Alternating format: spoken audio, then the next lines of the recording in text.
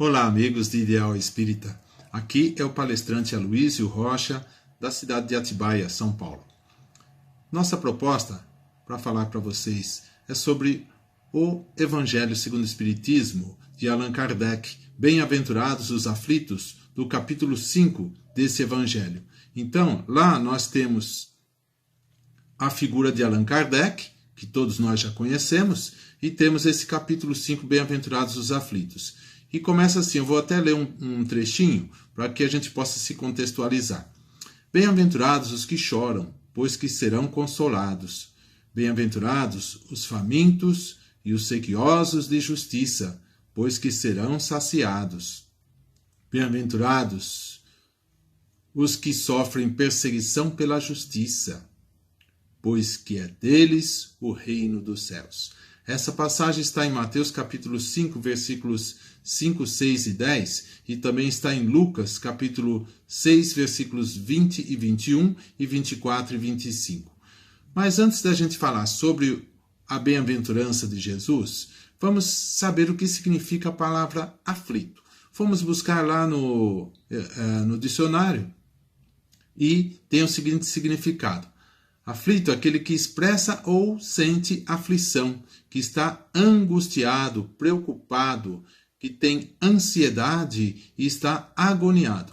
Ora, se nós formos levar ao pé da letra o ensino que está no dicionário, vamos chegar à conclusão de que toda a humanidade aqui da Terra, quando desencarnar, vai para o reino do céu. Será que foi isso que Jesus quis dizer? Nós sabemos que não. A gente sabia que ele falava por parábolas, usava de alegorias, metáforas, figuras de linguagem. E esse é mais um exemplo. Então, não são todas as pessoas que sofrem aflição que vão para o reino do céu. Porque ele disse assim, bem-aventurados os pobres, os aflitos, os que choram, porque deles é o reino dos céus. Mas afinal, quem são esses aflitos a quem Jesus se refere nas suas bem-aventuranças? Na verdade, são as pessoas que passam necessidades, privações, passam pelos rigores da vida, passam por provações e às vezes até expiações, mas com grande detalhe, sem se queixarem, sem se revoltarem contra Deus ou contra quem quer que seja, e aceitam todas essas dificuldades de forma resignada. Mas vejam, aceitar de forma resignada não significa ficar de braços cruzados, porque Deus nos deu o livre-arbítrio para que nós pudéssemos, e também nos deu a inteligência, para que nós pudéssemos procurar uma saída para as dificuldades que nos são apresentadas.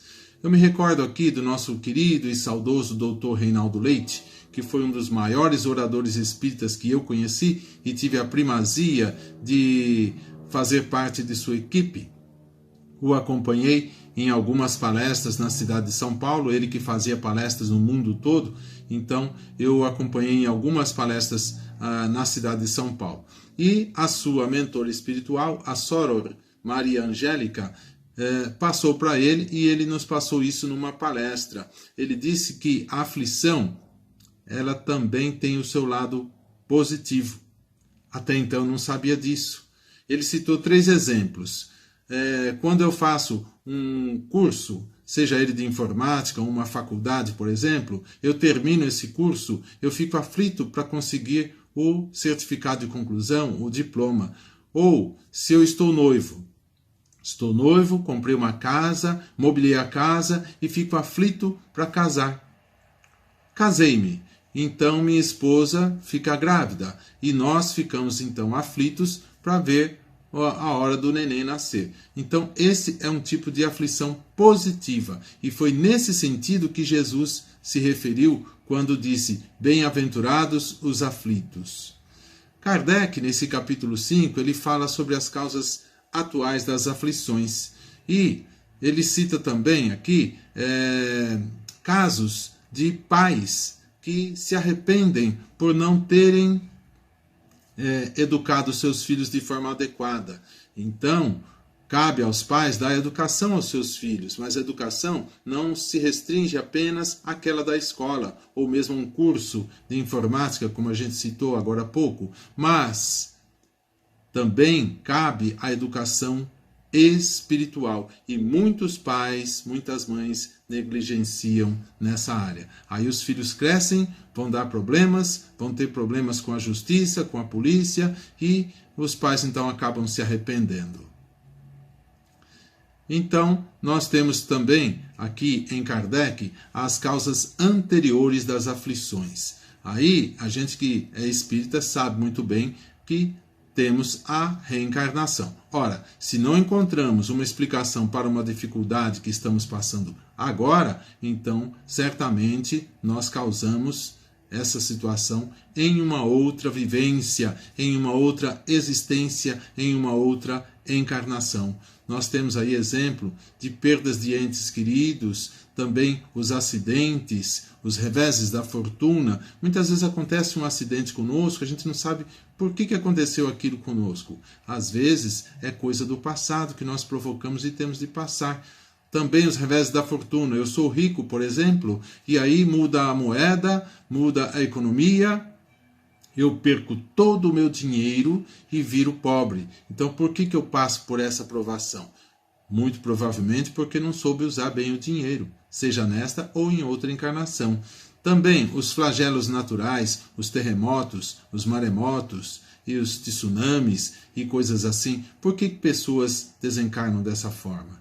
Por que existem pessoas que nascem com enfermidades? Por que uns nascem sãos e outros doentes? Por que isso? Né? Então, tudo isso se explica pela reencarnação. Nós sabemos que temos outras vivências e, então, aquilo que nós fazemos, nós vamos ter o resultado. Numa mesma família, por exemplo, nós temos pessoas que são desgraçadas, nada dá certo para elas. E temos outras que são favorecidas. Por que isso? Se formos levar ao pé da letra, Deus estaria sendo injusto, mas de injustiça não tem nada, nós sabemos disso. Acontece que todos nós passamos pela lei de causa e efeito. Porque uma criança acaba desencarnando bem jovem, com 6 meses, 1 ano, e outros vivem tantos anos aí na corrupção, prejudicando as pessoas, roubando, matando. Por que isso acontece? Então, tudo isso se explica pela lei pela reencarnação e também sabemos das consequências. Então, a doutrina espírita nos explica isso, fala sobre a reencarnação, que é uma realidade. Então, nós temos aí que a lei de causa e efeito. A lei de causa e efeito, ela é inerente a todos nós aqui na Terra. Não existe pessoa que não passe por ela. Seja rico, pobre, bonito, feio, gordo ou magro, não interessa. Todos nós passamos por ela. Ou seja, se fizermos o bem, vamos receber o bem. Se fizermos o mal, vamos também receber o mal. Às vezes, eu posso fazer o mal e não ser punido. De repente, eu cometo um crime e ninguém viu, ninguém sabe. Então, pelas leis humanas, eu passo batido. Eu não sou punido, mas eu não escapo da lei divina, não escapo da lei de causa e efeito. Bem, o Pai Celestial, ele é justo, bom e onipotente. Então, ele não permite que nós passemos por situações que nós sejamos injustiçados. Tá? E falando da lei de causa e efeito, a qual todos nós estamos diante dela, nós temos aí que a lei de causa e efeito, ela está presente tanto no mundo material como também no mundo espiritual. E muita gente confunde com a lei de ação e reação. A diferença entre as duas é que a lei de ação e reação ela está presente apenas no mundo material.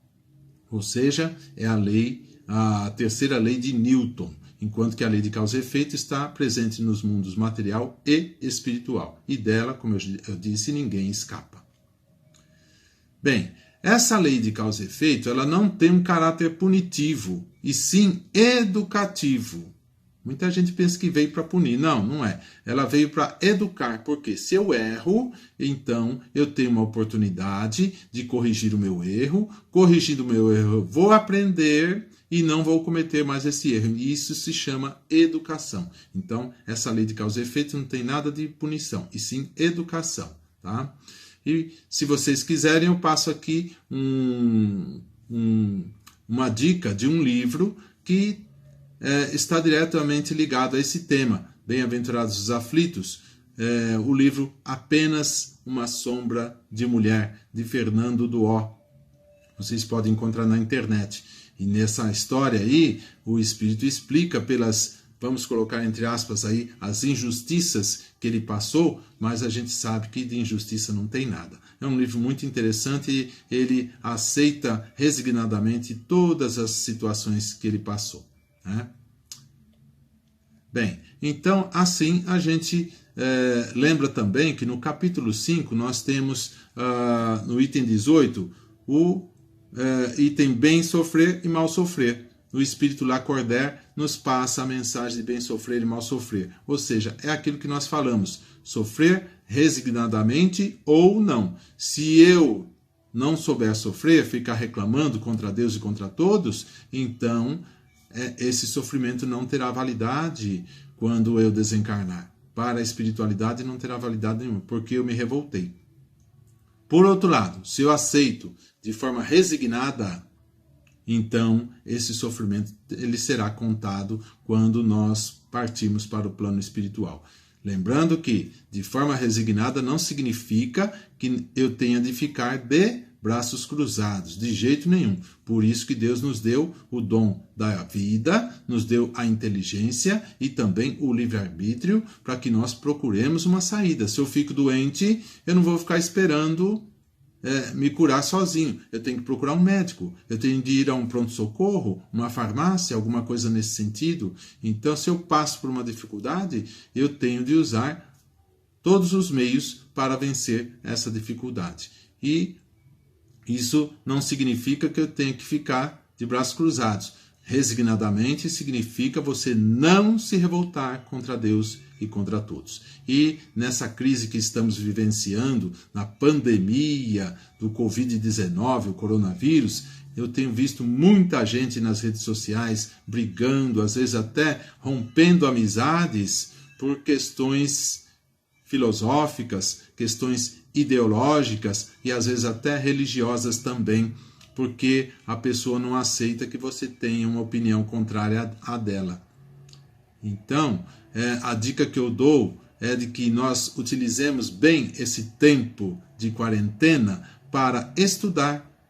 A doutrina espírita exige estudo, então peguemos os livros da codificação kardeciana, peguemos os livros de estudo, como os do Divaldo, do Chico Xavier, e estudemos. Vamos aproveitar esse tempo para fazer coisas boas. Vamos ajudar o próximo. Mesmo sem sair de casa, eu posso ajudar o próximo. Eu posso emitir uma vibração. Posso fazer um depósito para uma instituição de caridade, por exemplo. Uma coisa nesse sentido.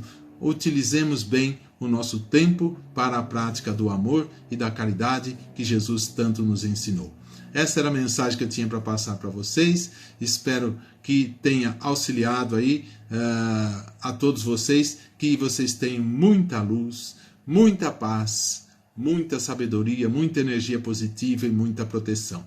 Muito obrigado a todos vocês. Fiquem com Deus e voltaremos assim que Deus permitir. Até mais.